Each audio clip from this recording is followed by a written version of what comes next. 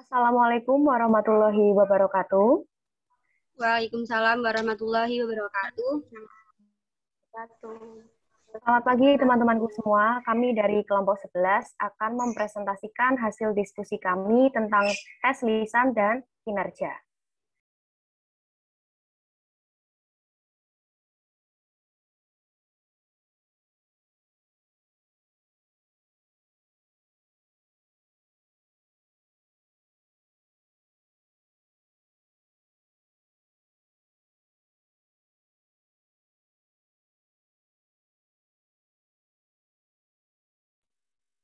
Sebelumnya perkenalkan kelompok kami, saya sendiri Meta Rahmawati dan kedua rekan saya Mary Ayusari dan Rosalia Aisyah Rahmawati.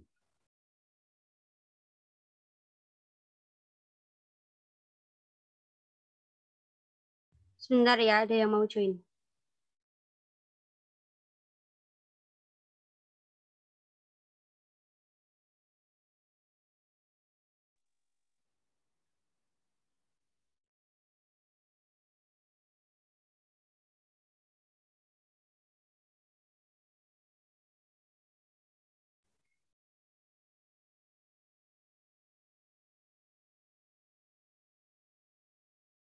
Sudah terlihat belum teman-teman? Sudah. Silakan Mbak Mita. Yang pertama yaitu pengertian dari tes lisan itu sendiri. Tes lisan merupakan tes yang dilakukan secara lisan, baik itu perintah, pertanyaan, maupun jawabannya. Guru memberikan soal dan peserta didik menjawab soal, semua itu dilakukan secara lisan. Dalam pembelajaran bahasa, tes lisan bisa dijadikan sebagai alat ukur kompetensi bahasa lisan peserta didik. Selain itu, dapat juga untuk mengukur kompetensi berpikir proses, kognitif tingkat tinggi, dan pemahaman. Next.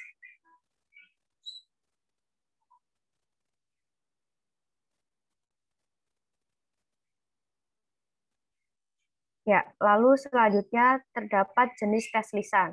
Jenis tes lisan di sini ada dua.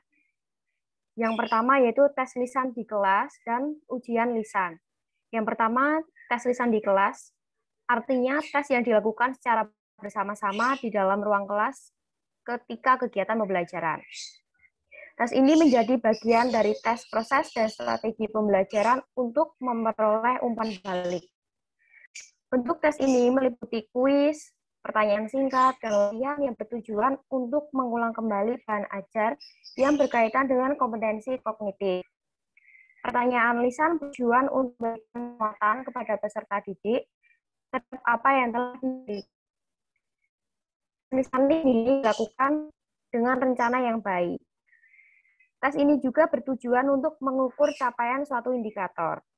Jawaban yang diberikan oleh peserta didik dicatat dalam buku yang dapat dijadikan sebagai pertimbangan saat pemberian nilai akhir. Lalu yang kedua terdapat ujian lisan. Ujian lisan dilakukan secara tertulis yang bertujuan untuk mengukur kompetensi dasar dan indikator hasil belajar. Jika dilakukan secara lisan, maka pertanyaan yang dijawab oleh peserta didik tetap harus dilakukan secara tertulis, sehingga akan terencana dengan baik. Guru pula harus memberitahu kapan akan dilaksanakan ujian lisan tersebut, supaya peserta didik dapat mempersiapkan dengan baik. Ujian lisan harus dilakukan dengan perencanaan. Guru perlu mempertimbangkan jawaban peserta didik, soal yang diberikan sama atau tidak, dan lain sebagainya. Ujian lisan ini berbentuk tes formatif, tes sumatif, dan ulangan harian. Jika waktu yang dimiliki tidak banyak, maka penyelenggara ujian lisan tidak dianjurkan. Bentuk non-tes berupa wawancara dapat disebut tes lisan, jika tujuannya untuk mengukur kompetensi berbahasa lisan dari pembelajar yang diwawancarai. Seperti itu. Selanjutnya,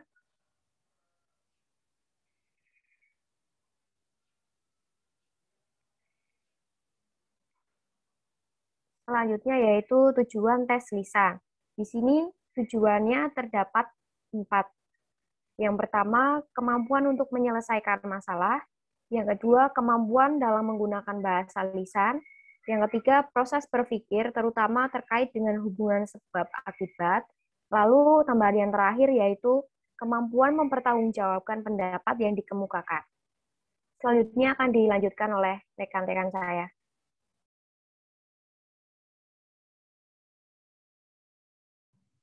Selanjutnya yaitu kelebihan dari tes lisan. Yang pertama, dapat menilai tingkat pengetahuan, sikap, dan kepribadian peserta didik karena dilakukan secara langsung. Yang kedua, hasil dapat langsung diketahui oleh peserta didik karena biasanya kalau tes lisan itu ada beberapa guru yang langsung memberitahukan kepada siswanya yang benar berapa dan yang salah berapa, seperti itu. Dan yang ketiga, dapat mengetahui kemampuan peserta didik dalam berpendapat secara langsung sekaligus mengetahui penguasaan peserta didik terhadap materi. Yang keempat, dalam mengukur kemampuan berpikir tingkat tinggi, peserta didik dapat lebih leluasa. Yang kelima, tidak ada kesempatan untuk mencontek. Selain ada kelebihan, tes lisan ini juga memiliki beberapa kekurangan. Yang pertama, adanya peluang terjadinya ketidakadilan antar peserta didik. Yang kedua, kemungkinan pendidik menyimpang dari bahan ajar yang akan diujikan karena tes dilakukan secara lisan atau langsung. Yang ketiga, membutuhkan waktu yang lama dan biasanya peserta didik kurang bebas dalam berpendapat. Dan yang keempat, subjektivitas sangat kuat dan penilaian lebih terbuka dibandingkan dengan tes tertulis. Selain tes lisan, ada juga tes kinerja. Tes kinerja merupakan tes atau tugas yang menuntut pelibatan aktivitas motorik dalam responnya. Pengertian tes kinerja ini tidak berbeda dengan tes psikomotorik. Pada mata pelajaran tertentu seperti olahraga, seni tari, teknik, atau aktivitas lain yang dimaksudkan lebih konkret atau dapat dilihat dengan jelas dengan indera. Tes kinerja mempunyai arti yang sama dengan tes praktik. Artinya, praktik melakukan suatu aktivitas sebagai bukti pencapaian terhadap hasil belajar. Selanjutnya akan dijelaskan oleh Mbak Mary.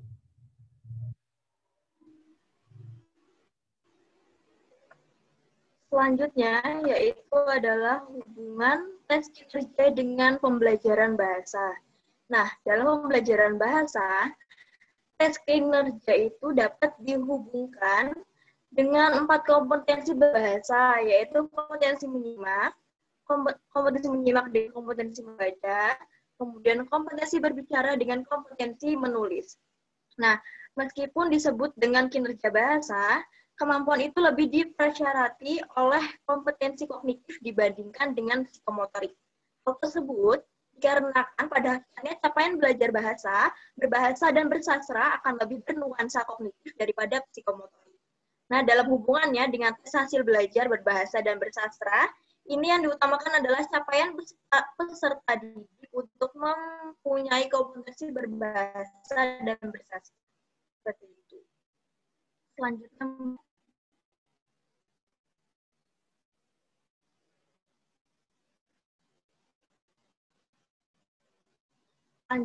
tes kinerja dan lisan. Tes kinerja merupakan cara mengukur belajar yang dapat tumpang tindih. Karena tes kinerja dapat tumpang tindih dengan pengertian bentuk-bentuk non-tes, seperti penugasan, portofolio, atau proyek karena hasil akhirnya berupa karya tulis. Jadi, tes lisan merupakan menggunakan lisan pada saat ujian, sedangkan tes kinerja merupakan tes psikomotorik yang lebih cenderung pada satu tugasan seperti portofolio. Nah, jadi simpelnya yaitu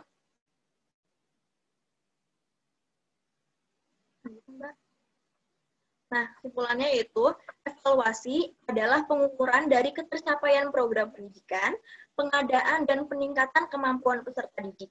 Perencanaan terhadap suatu program substansi pendidikan, pengelolaan pendidikan, dan reformasi pendidikan secara keseluruhan. Kemudian evaluasi dapat dilakukan melalui tes lisan dan juga tes kinerja. Tes lisan adalah tes yang dilakukan secara lisan, baik itu pemerintah, pertanyaan maupun jawabannya. Nah, sedangkan tes kinerja merupakan kinerja jawaban dari tujuan yang telah ditetapkan apakah tujuan tersebut berhasil atau tidak. Kemudian tes kinerja dan tes lisan adalah salah satu cara untuk mengukur hasil belajar dapat tumpang tindih yang seperti sudah saya jelaskan tadi. Sekian presentasi dari kelompok kami. Apabila ada kesalahan, kami mohon maaf. Apakah ada yang ingin ditanyakan?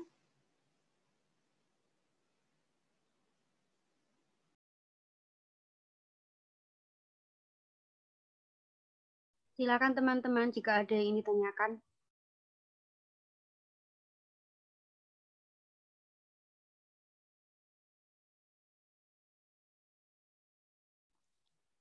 Saya Mbak semuanya.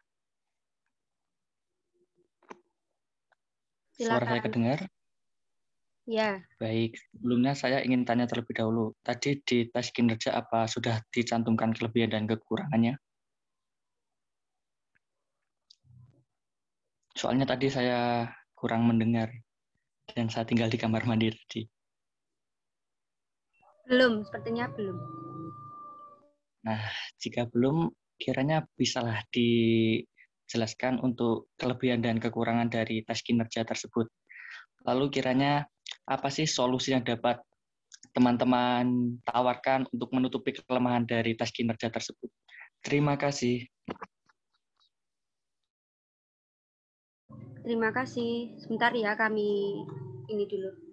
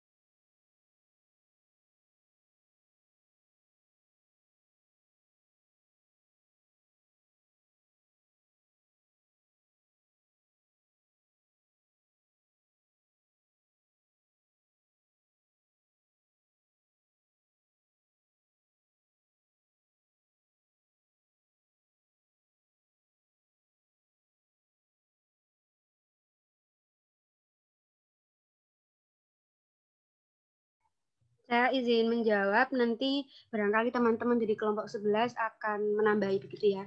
Kelebihan, menurut saya, kelebihan dari tes kinerja itu kan sama halnya dengan tes praktik.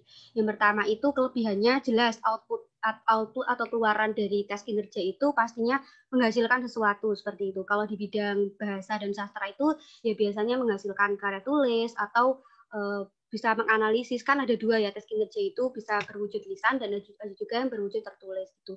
Jadi jelas outputnya itu ada, itu menghasilkan sesuatu. Yang kedua, dapat meningkatkan kreativitas dan inovasi. Kalau tes praktik itu kan kalau kita menulis tentu daya pikir kita atau bagaimana kita dalam mengembangkan sebuah karya misalnya, itu kan otomatis dapat meningkatkan kreativitas kita, bagaimana kita bisa membuat sesuatu itu secara lebih menarik seperti itu. Dan yang ketiga itu menurut saya tes kinerja ini juga sangat efektif untuk mengukur kemampuan kognitif siswa. Seperti itu. Terus kalau kelemahannya, kalau tes praktik ya, kalau di secara logika saja, kalau tes praktik itu biasanya membutuhkan waktu yang lama. Terus yang kedua itu apa ya? Subjektivitas gurunya itu biasanya masih sangat kental ya, sangat tinggi gitu. Terus apalagi sih, bentar. Mungkin sama Mbak Mary sama Mbak Meta bisa ditambahin dulu. Ya, baik. Saya ingin menambahkan ya, Mbak Rosalia. Nah, jadi kelebihan dari tes kinerja itu, pertama, itu siswa diberi kesempatan untuk mendemonstrasikan suatu proses. Kemudian kelebihannya itu, proses tersebut dapat kemudian diobservasi secara langsung oleh guru. Nah, karena hal itu kan jadinya proses evaluasi yang dilakukan itu jadi lengkap dan kriteria penilaian dan disepakati terlebih dahulu oleh guru dan siswa. Sedangkan kelebihannya yaitu siswa mendapatkan motivasi belajar. Sedangkan kekurangannya itu yaitu yang pertama, tes kinerja itu lebih membebani guru dari segi usaha dan waktu. Karena kalau tes kinerja itu kan seperti portfolio. Nah, jadi untuk mengoreksinya itu kan memerlukan usaha dan juga waktu yang sangat banyak. Kemudian kekurangannya lagi yaitu proses pertimbangan dan penskoran yang dilakukan masih bersifat subjektif. Nah, kalau tes kinerja ini kan bisa jadi guru ini melihat secara subjektif, tidak seperti secara objektif, karena guru hanya dari segi orangnya saja atau dari segi tugasnya seperti itu. Kemudian kekurangannya selanjutnya itu memiliki tingkat reliabilitas yang cukup rendah jika dibandingkan dengan penilaian yang lain. Nah, apa yang solusi untuk mengatasi hal ini ya? Solusi untuk mengatasi hal ini dengan cara guru tidak hanya menggunakan salah satu bentuk penilaian ya, seperti guru hanya menggunakan tes kinerja saja itu tidak bisa, karena guru harus tumpang tindih seperti tadi. Tes lisan dan juga tes kinerja itu merupakan suatu bentuk tumpang tindih yang harus dikombinasi seperti itu. Apakah Mbak Meta ingin menambahkan? Ya, saya ingin menambahkan dari Mbak Mary, yaitu solusinya ya. Solusinya di sini kita lebih memperhatikan metodenya yang dipakai, yaitu metode yang dipakai itu skala penilaian. Nah, skala penilaian ini memiliki skala rentang dengan kategori lebih dari 1.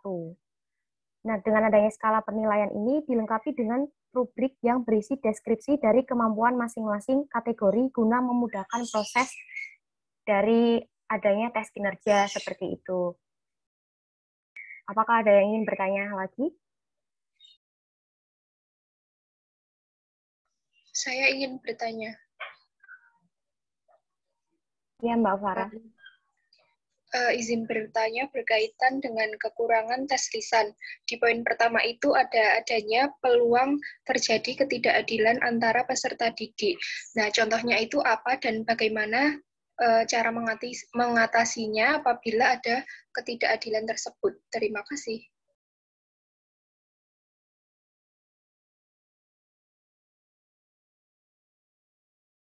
Saya izin menjawab ya, Mbak Farah. Nanti bisa ditambahkan oleh teman-teman lain. Nah, kekurangan dari tulisan itu kan terjadi ketidakadilan. Nah, apabila kita seorang guru, tes tulisan itu kan pasti soalnya terkadang beda-beda dan juga ada yang sama juga kan Mbak, itu tergantung oleh gurunya. Nah, bisa jadi karena terjadi ketidakadilan itu bisa dalam segi pemberian soal kan bisa jadi diukur dari tingkat kognitif siswa kan. Kalau semisal siswanya pintar, oh berarti guru memberikan soalnya yang lebih bersifat hot. Kalau siswanya itu tidak begitu pintar, bisa diberikan dalam bentuk pernyataan berupa lot seperti itu. Kalau menurut saya ya Mbak, nah solusinya itu dalam tes lisan guru itu walaupun siswa tersebut pintar atau tidak, siswa tersebut tetap diberikan soal yang sama. Seperti itu, Mbak. Apakah sudah jelas? Nanti bisa ditambahkan oleh Mbak Rosalia dan Mbak Meta. Mbak. Izin menambahkan ya. Jadi kalau menurut saya dari adanya ketidakadilan itu yang dirasakan mungkin dalam tes lisan, metode yang dapat digunakan atau cara yang dapat digunakan untuk meminimalisir ketidakadilan itu dengan adanya undian seperti itu. Kita mungkin sudah pernah tes lisan dengan cara undian. Nah, itu akan meminimalisir ketidakadilan dari tes lisan. Karena apa yang diajarkan kepada siswa-siswa itu kan semuanya sama. Nah, lalu dengan adanya undian ini tidak terpaku, yang pintar akan mendapatkan yang sesuai dengan kemampuannya yang kurang itu akan mendapatkan sesuai dengan kemampuannya seperti itu. Dengan adanya undian ini kan semuanya sama rata seperti itulah Mbak, kurang lebihnya. Izin menambahkan kalau menurut saya itu terkait dengan ketidakadilan yang dialami siswa itu selain yang sudah dikatakan oleh teman-teman Mbak Mary dan Mbak Mita, menurut saya itu juga bisa jadi bisa jadi dikarenakan oleh pemberian skor. Misalnya guru itu mengetahui kalau misalnya si A itu pandai dan dia menjawab sederhana saja, dia bisa mendapatkan nilai yang bagus gitu. Terus kalau misalnya orang yang sudah dia cap atau guru itu cap ini kurang pandai, biasanya itu akan berpengaruh juga terhadap penilaiannya. Atau dengan kata lain itu dari skor atau penilaian yang subjektif antara guru. Nah, biasanya itu juga akan menimbulkan ketidakadilan atau kecemburuan bagi para peserta didiknya. Menurut saya solusinya itu guru harus menjelaskan kepada peserta didik, misalnya poin A atau B atau masing-masing soal lisan itu diberikan skornya masing-masing atau bobot soalnya. Misalnya si Mbak Mary bisa menjawab dengan benar soal 1 karena soal nomor 1 itu termasuk soal yang mudah, maka bobotnya akan berbeda dengan soal yang tinggi seperti itu. Apakah bisa dipahami Mbak Farah? Iya, bisa. Terima kasih ya. Sama-sama.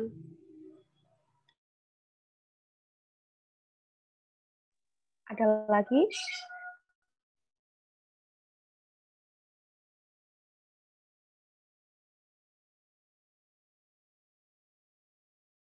Sepertinya cukup ya teman-teman, 2 pertanyaan saja toh.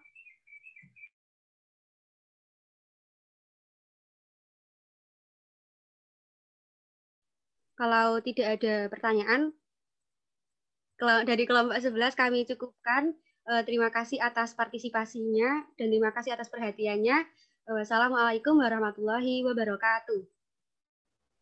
Waalaikumsalam warahmatullahi wabarakatuh.